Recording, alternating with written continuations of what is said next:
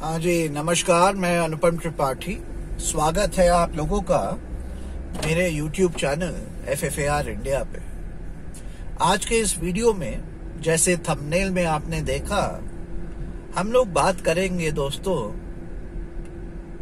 The greatest lawyer of all times that India has ever seen, the great, the legend late Nani Palkhivala जी। उनके बारे में बात करेंगे। हाल में उनकी बायोग्राफी तो मैंने पढ़ी है। आजकल मैं एक और किताब सोली सोराबजी जी ने लिखी है जो मैं पढ़ रहा हूँ, द कोर्टरूम जीनियस बाय नानी इट्स ऑल अबाउट नानी पालकीवाला। दत्ता साहब और सोली सोराबजी ने लिखी है। बहुत अच्छी कमाल की किताब है। डिस्क्रिप्शन में नीचे मैं उसकी किताब की Amazon लिंक दे दूंगा। मैं अगर आप लॉ स्टूडेंट है या लॉयर है या जनरली एक ग्रेट आदमी के बारे में, एक ग्रेट वकील के बारे में जो कि लिटरली जीनियस था, is been described as the court room genius, उनके बारे में जानना चाहते हैं तो ये किताब पढ़िए, मजा आ जाएगा। You will learn a lot. By the time you are done with the book, I am telling you, you would be a better person and definitely a better lawyer than you were before reading the book. तो link मैं डाल दूंगा description में, उसको आप purchase कर सकते हैं Amazon से। तो आज थोड़ा सा इसी किताब को लेकर के थोड़ा सा नानी पालकीवाला जी के बारे में इस वीडियो में हम लोग बात करेंगे। दोस्तों, मैं बताना चाहता हूँ, जब मैं लॉ स्कूल में था, ILS लॉ पुणे में, सन 99 में मैंने ज्वाइन किया लॉ कॉलेज, 2004 में ग्रेजुएट किया। तो अराउंड दैट टाइम ही मैंने नानी पालकीवाला जी पे काफी काम किया, पढ़ाई करी, और I had become a fan of the man. The man lived until 2002, और लेटर डेज में अपने थोड़ा, वो जब ओल्ड हो गए थे, he was much very sick, काफी थोड़ा सा वो थे, लेकिन in his prime till his health supported him, till his health was good, he was a phenomenon। और इंडिपेंडेंट इंडिया ने आज तक उनके प्रोवेस का, उनके स्टैंडर्ड्स का, उनके एक्यूमेन का, literally he was a courtroom genius जैसे बोला गया है इस किताब में, देखा नहीं है हिंदुस्तान ने। और हर लॉ स्टूडेंट, हर लॉयर के वो इंस्पिरेशन रहे हैं, मेरे भी थे। मेरे भी, जब मैं सोचता हूँ कि the greatest lawyer, the greatest litigating lawyer that I hope and aspire to become, it's always number 1 name stands out, that is late Nani Palkhivala. और कंटेम्प्रेरी ग्रेट्स में आपको पता है, हम सब हरीश साल्वे, मुकुल रोहतगी का नाम लेते हैं। मैं आपको बताना चाहता हूं कि आपको पता है, Harish Salve was junior of नानी पालकीवाला जी। हरीश साल्वे ने जब अपना करियर स्टार्ट किया तो नानी पालकीवाला जी का उन्होंने चेम्बर्स ज्वाइन किया था। वहां पे उनकी टैक्सेशन प्रैक्टिस को लेकर के हरीश साल्वे जी का एक्सपोजर हुआ। आगे जाके हरीश साल्वे ने स्पेशलाइज किया सिविल साइड के अलावा टैक्सेशन में। वो सब उनकी इनिशियल डेज की ट्रेनिंग नानी पालकीवाला जी के साथ हुई। So now you can just imagine where Harish Salve gets all his, prowess from. जब इतना अच्छे गुरु से उन्होंने सीखा तो obviously some of that will rub off. तो आज की इस वीडियो में कुछ फन फैक्ट्स है जो मैं आप लोगों से शेयर करना चाहता हूँ, जो मैं भी नहीं जानता था। I thought I knew a bit about नानी पालकीवाला, लेकिन कुछ फन फैक्ट्स हैं जो मैं शेयर करना चाहता हूँ। आप लोग डेफिनेटली नहीं जानते होंगे अनलेस आपने नानी पालकीवाला जी के बारे में रिसर्च की हो, पढ़ा हो ज्यादा। मैं बताता हूँ। पहली तो दोस्तों, he was Nani Palkhivala ji was a lawyer by accident. He was not a by choice lawyer, he didn't want to become a lawyer. पहली चीज तो ये जो मोस्ट सरप्राइजिंग है कि हिंदुस्तान का ग्रेटेस्ट लॉयर है वह बाय चॉइस लॉयर नहीं बनना चाहता था। ये पहली बात है। नानी पालकीवाला जी ने BA किया इंग्लिश ऑनर्स में, MA किया इंग्लिश ऑनर्स में। फिर आपको पता है वो बॉम्बे यूनिवर्सिटी में लेक्चरर बनना चाहते थे, अंग्रेजी पढ़ाना चाहते थे, और उनका मिशन ड्रीम तो था कि आगे जाके प्रोफेसर बने, पढ़ाएं और आगे जाके वाइस चांसलर बन के यूनिवर्सिटी के रिटायर करें। That's what he wanted to do. तो जब उन्होंने बीए एमए कर लिया, तो जब बीए उन्होंने कर लिया तो असिस्टेंट लेक्चरर के लिए अप्लाई किया, का हुआ नहीं। तब तक फिर उन दिनों जैसे यूपीएससी होता, उन दिनों इंडियन सिविल सर्विसेज होता था आईसीएस, तो आईसीएस के लिए बैठने का हुआ। आईसीएस के लिए बैठने के सोचा उन्होंने, दिल्ली में इम्तिहान था उसी समय, कोई बहुत बड़ा देयर वाज अ मेजर, मतलब प्लेग लेवल का कोई बड़ा सा एक डिजीज फैल गई दिल्ली में, खास करके उसका डिजीज का आउटब्रेक हुआ। तो उनके पेरेंट्स ने कहा no, they will not allow him to go to Delhi because बड़ा डेंजरस सिचुएशन थी। और ये सब बात हो रही है 1942 की बात हो रही है, 44 प्री इंडिपेंडेंस, बिकॉज 44 तो ही ग्रेजुएटेड लॉ, 44 में तो उन्होंने 1944 में लॉ स्टार्ट कर दिया प्रैक्टिस। ये उसकी पहले की बात कर रहा हूं मैं। तो जब वो आईसीएस नहीं दे पाए, इंटरेस्टिंगली जब बाद में because of that outbreak of plague और व्हाटएवर जो बीमारी फैल गई थी दिल्ली में, आईसीएस का एग्जाम बाद में डिसाइड हुआ कि बॉम्बे में होगा, जहां पे नानी पालकीवाला जी थे।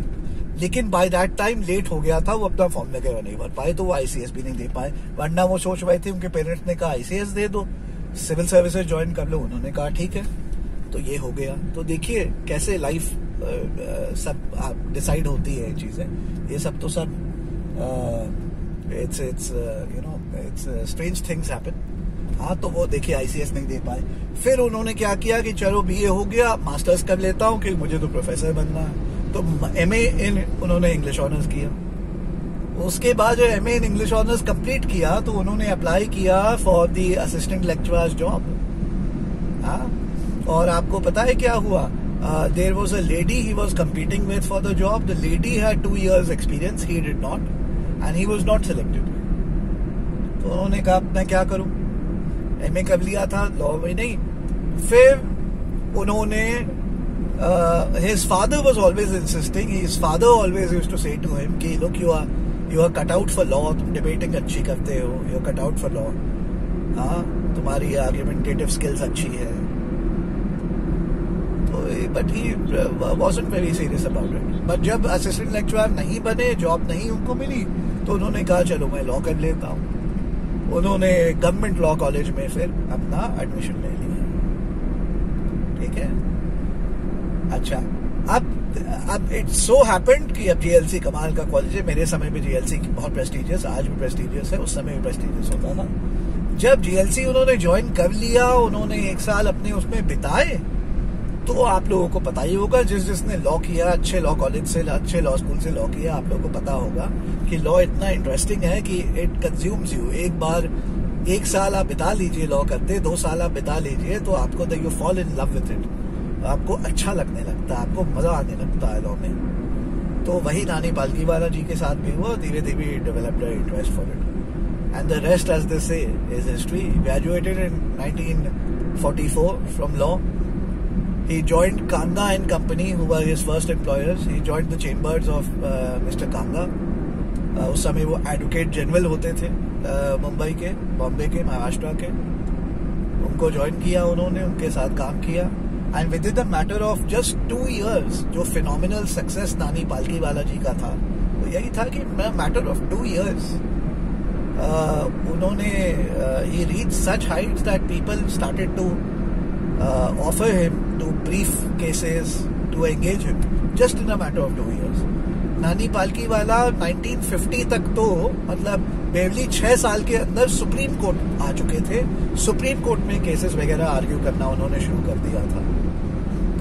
हाई कोर्ट तो वो 1.5 साल और ग्रेजुएटिंग में उन्होंने प्रैक्टिस करना शुरू कर दिया था, हाई कोर्ट के केसेस कर रहे थे, इंडस्ट्रियल ट्राइब्यूनल के केसेस कर रहे थे, आईटीएटी की उनकी भर की प्रैक्टिस शुरू हो गई थी। तो जो बेस पे उन्होंने शुरू किया, 5-6 साल में सोचिए आदमी सुप्रीम कोर्ट में रेगुलरली अपीयर कर रहा है और आर्ग्यू कर रहा है, बॉम्बे से दिल्ली आ रहा है, आर्ग्यू कर रहा है, 6 साल की प्रैक्टिस में। आपको भी पता है सुप्रीम कोर्ट में आज के तारीख में भी, हमारे समय 8-10 साल से पहले तो कोई पूछता ही नहीं है सुप्रीम कोर्ट में आपको, और ना आपको खुद लगता है कि आपकी औकात है सुप्रीम कोर्ट में बहस करने की या वहां जाने की या to be taken seriously. High court के लिए शुरू यहाँ 4-5 साल लग जाते हैं बिफोर आपकी हिम्मत हो कि आप वहां पे रेगुलरली आर्ग्यू वगैरह करें। नानी पालकीवाला जी 5 साल में सुप्रीम कोर्ट में बहस कर रहे थे, साल 1.5 साल में हाई कोर्ट में बहस कर रहे थे। और बाकी तो rest as the says history, the greatest lawyer India has ever seen. और उनके मतलब इतने बड़े बड़े केसेस उन्होंने फाइट किए हैं। केसरनाथ भारती उनका फाइट किया केस है, जब वो रिव्यू में भी आया उनका फाइट किया केस है। Justice HR Khanna, one of the greatest जजेस of Supreme Court all time, आपको पता है। उनसे तो उनके लफ्ज अगर मैं कहूं तो उन्होंने कहा है कि when नानी Palkhivala argued in the Supreme Court for 10-15 minutes after his arguments got over, the entire bench of judges used to be mesmerized by his arguments, and we were just soaking in what was said. तो ये तो words हैं justice HR Khanna के about नानी Palkhivala, and literally he used to spellbound the judges used to argue before. तो anyways ये video यही कुछ फन फैक्ट्स को लेकर के था। एक और फन फैक्ट शेयर करना चाहता हूँ। पहला, जैसे मैंने कहा, ही was not a lawyer by choice. वो तो प्रोफेसर बनना चाहते थे, लेक्चरर बनना चाहते थे इंग्लिश में, इसीलिए इंग्लिश ऑनर्स में BA किया, MA किया। जॉब नहीं मिली असिस्टेंट लेक्चरर की, तो लॉ की तरफ आ गए, फिर लॉ से प्यार हो गया एंड आगे बढ़ गए। ये एक फन फैक्ट। और दूसरा फन फैक्ट और भी ज्यादा स्ट्रेंज है। Imagine a lawyer who spellbounded even Supreme Court judges, okay, with his arguments, with his English, with his delivery, with his oratorship. That same person, that same lawyer, there was a time when Nani Palkiwala was young. हाँ, ये एक और fun fact share कर रहा हूँ। आपको पता है नानी पालकीवाला को स्टैमरिंग इशू था। स्टैमरिंग हिंदी में जो हकलाते हैं, थोड़ा सा उनको स्पीच में क्लैरिटी नहीं थी, थोड़ा सा वो स्टैमर करते थे, हकलाते थे। इमेजिन, वो भी उन्होंने बीट किया अपने माइंड से, अपने स्ट्रेंथ से, अपने प्रैक्टिस से, अपनी सेल्फ डिटर्मिनेशन से। He got over that stammering.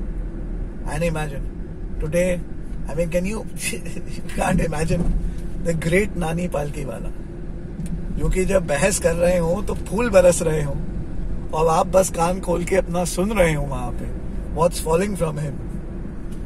वो इंसान एक समय स्टैमर करता था, उसको स्पीच प्रॉब्लम थी। तो ये 2 फन फैक्ट्स मैं आप लोगों से शेयर करना चाहता था। आई होप आपको अच्छा लगा हो ये वीडियो। ये फन फैक्ट्स आपको शायद नहीं अभी तक पता हो। ये वीडियो पसंद आया हो तो इसको लाइक करना नहीं भूलिएगा। कोई और सवाल हो, कुछ आप और शेयर करना चाहते हैं तो कमेंट्स में नीचे शेयर करिएगा। आपके और friends, colleagues, lawyers, law students जिनको शायद ये वीडियो अच्छा लगे हो, ये फन फैक्ट के बारे में नहीं जानते हो, तो उनसे ये वीडियो शेयर करना नहीं भूलिएगा। एंड फाइनली, अगर आप मेरे चैनल पे नए हैं तो इसको सब्सक्राइब करना नहीं भूलिएगा, ताकि ऐसे ही और interesting videos, interesting content, educational, legal और एक्टिविज्म का मैं आप तक लाते रहूं। बहुत बहुत धन्यवाद, शुक्रिया दोस्तों ये वीडियो देखने के लिए। मिलते हैं एक और वीडियो में, एक और टाइम। जय हिंद दोस्तों।